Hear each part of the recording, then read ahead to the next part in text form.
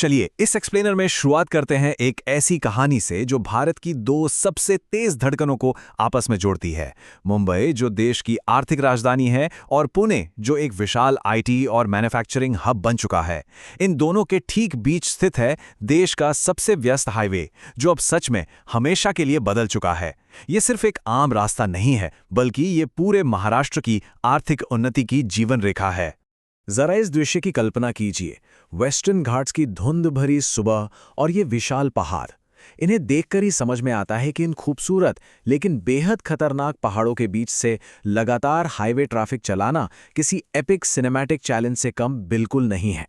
यहाँ का भूगोल जितना शानदार और मनमोहक है, इनके बीच रास्ते बनाना और इंजीनियरिंग करना उतना ही कठोर काम है। थोड़ा पीछे चलते हैं। साल 2000 से पहले मुंबई से पुणे का सफ़र पुराने NH4 हाईवे पर 5 से 6 घंटे का जानलेवा और थका देने वाला लंबा रास्ता हुआ करता था। फिर 2002 में एक क्रांति आई, भारत का पहला एक्सेस कंट्रोल्ड एक्सप्रेसवे, जिसने इस लंबे सफ़र को 3 घंटे से भी कम कर दिया। लेकिन पिछले 2 दशकों में गाड़ियों की संख्या में जो मॉडर्न एक्सप्लोजन आया, उसने उस क्रांति को भी छोटा साबित कर दिया। तेजी से भागती इकोनॉमी और रोजाना की भीड़ भाड़ वाले ट्रैफिक ने इस रास्ते को इसकी आखिरी लिमिट तक धकेल दिया है। घट बॉटलनेक, एक जानलेवा बाधा। आइए इस चुनौती को करीब से देखते हैं। मुंबई पुणे एक्सप्रेसवे के सामने अचानक सबसे बड़ी चुनौती आई इसके डेंजरस घाट सेक्शन में। खंडाला और लोनावाला का ये हिस्सा एक ऐसा खौफनाक बॉटलनेक बन गया जो पूरे रीजन की आर्थिक रफ्तार पर जैसे ब्रेक लगा रहा था। एक तरफ इसका ओरिजिनल डिजाइन था जहां सब कुछ स्मूथ और प्लान के हिसाब से चलना था, लेकिन दूसरी तरफ हकीकत एकदम अलग और भयंकर थी। रोजाना आने वाली हजारों गाड़ियों की भीड़, घाट के खड़े और घुमावदार रास्ते और मानसून आते ही जानलेवा लैंडस्लाइड्स का डर। पुराना डिजाइन इस बढ़ती आबादी और नेचर की ताकत के आगे पूरी तरह हेल्पलेस हो चुका था। अब ऐसी गहरी समस्या का हल सड़क को थोड़ा और चौड़ा करने से तो निकलने वाला नहीं था। जरूरत थी एक एकदम नए रैडिकल विचार की, और यहीं एंट्री होती है तो मिसिंग लिंक की। ध्यान दीजिए, ये कोई मामूली रोड एक्सपेंशन नहीं है। ये 13.3 किलोमीटर का एक ऐसा क्रांतिकारी नया अलाइनमेंट है जिसे बनाया ही इसलिए गया है ताकि उस पूरे खतरनाक खंडाला घाट को हमेशा के लिए बाईपास किया जा सके। 13.3 किलोमीटर लंबा ये नया स्ट्रेच अपने आप में इंजीनियरिंग का एक बेहद मजबूत स्टेटमेंट है। एक ऐसी जगह जहां जमीन बिल्कुल भी समतल नहीं है, वहां इतने बड़े स्ट्रेच का निर्माण करना एक बेहद टेक्निकल और मैसिव लीप है। सह्याद्री के इस खड़े हिस्से में पत्थरों को काटना और नया रास्ता बनाना दुनिया के सबसे अनुभवी इंजीनियर्स के लिए भी पसीने छुड़ाने वाला काम था, ये तो तय है। और रुकिए, चुनौतियां यहीं पर खत्म नहीं होती। इन 13.3 किलोमीटर में से पूरे 10 किलोमीटर तो सिर्फ जुड़वा सुरंगें हैं। सह्याद्री के ठोस पहाड़ों को चीरकर बनाई गई ये ट्विन टनल्स आकार में सच में विशाल हैं। लाखों टन ठोस चट्टानों को खोदकर इन्हें तैयार किया गया है। और ये कोई आम सुरंगें नहीं हैं, ये एडवांस्ड वेंटिलेशन, मॉडर्न लाइटिंग और world class fire safety system से पूरी तरह लैस हैं। एक तरह से ये भारत की सबसे चौड़ी और सुरक्षित सुरंगों में से एक है जो ठोस पहाड़ के अंदर एक बिल्कुल अलग ही दुनिया बसाती हैं। अब जाहिर सी बात है, ऐसी हैरात अंगेज इंजीनियरिंग मुफ्त में तो आएगी नहीं। 6,500 करोड़, ये भारी भरकम लागत इस प्रोजेक्ट के विशाल पैमाने को साफ तौर पर दर्शाती है। अनस्टेबल पहाड़ों, खड़ी ढलानों और भयानक मॉनसून के बीच ऐसी सुरंगें और पुल बनाना एक ऐसी बड़ी चुनौती थी जिसे पार करने के लिए जरूरत थी इतने बड़े निवेश और कभी न टूटने वाले इरादे की।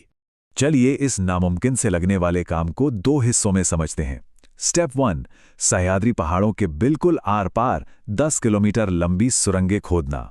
और जैसे ही आप इन गहरी सुरंगों से बाहर आते हैं, तुरंत शुरू होता है स्टेप 2, 131 मीटर ऊंचा विशाल केबल स्टेड ब्रिज जो हवा में झूलते हुए पूरी टाइगर वैली को पार करता है। पहाड़ों को चीरते हुए बाहर आना और फिर एक स्टनिंग वैली ब्रिज पर निकलना, ये मॉडर्न इंजीनियरिंग की ऐसी जवाबी उड़ान है जो किसी को भी दंग कर दे।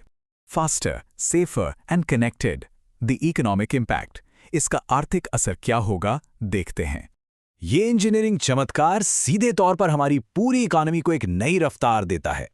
ट्रेड और लॉजिस्टिक्स के नजरिए से देखें तो मुंबई के पोर्ट्स तक सामान की आवाजाही अब पहले से कहीं ज्यादा तेज और सुरक्षित है।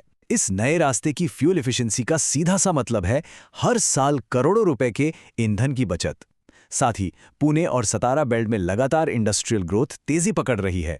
लोनावाला जाने का रास्ता पहले से ज्यादा आसान और सेफ होने से वहां के टूरिज्म को एक नया जीवन मिला है। और सबसे खास बात, कंस्ट्रक्शन से लेकर लॉन्ग टर्म तक यहां हजारों नए रोजगार पैदा हो रहे हैं। तो इस पूरे मेगा प्रोजेक्ट का अल्टीमेट नतीजा क्या निकल कर आता है?